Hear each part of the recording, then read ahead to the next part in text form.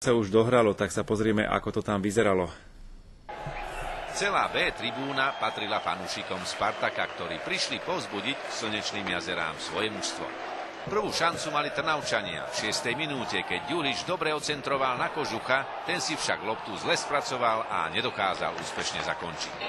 Domáci odpovedali v 10. minúte. Po priamom kope kapitána Papaja musel zakročiť Kameš. Lepšie zahral štandardnú situáciu na opačnej strane Barčík, ale jeho strelu vytlačil Slovenčiak nad bránu. Senec proti favoritovi nebránil, ale snažil sa hrať aktívne dopredu. S Kováčovou strelou mal Kameš starosti. Po polhodine dovtedy slabšieho futbalu bez veľkej šance vystrelil na Slovenčiaka Hruška.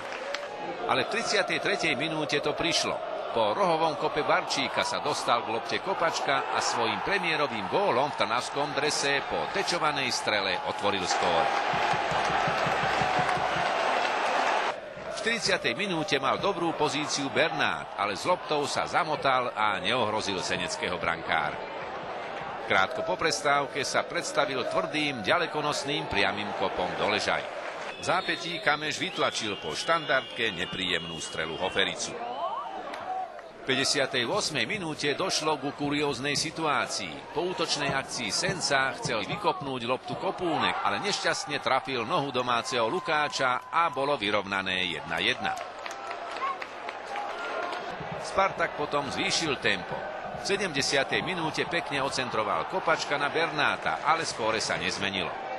Do hry s tribúnami sa zapojili aj bezpečnostné zložky. Senčania sa spoliehali na brejky a prípadnú chybu trnavskej obrany. Po polievkovom zaváhaní vystrelil Kováč. V 86. minúte sa dostal do šance Bernát, pekne sa uvoľnil, jeho strelu tečoval Pecha a Trnava po druhý raz viedla. Po góle niekoľko fanúšikov hostí vniklo na hraciu plochu, čo si opäť vyžiadalo policajný zákrok. Po druhej žltej v závere opustil ihrisko vylúčený Bernát. Hostujúci fanúšikovia potom spôsobili menší požiar, ale domáci včas zasiahli. Už v nadstavenom čase nervózneho záveru prekonal ešte Slovenčiaka Tomčá. Trnava tak vyhrala v Senci 3-1.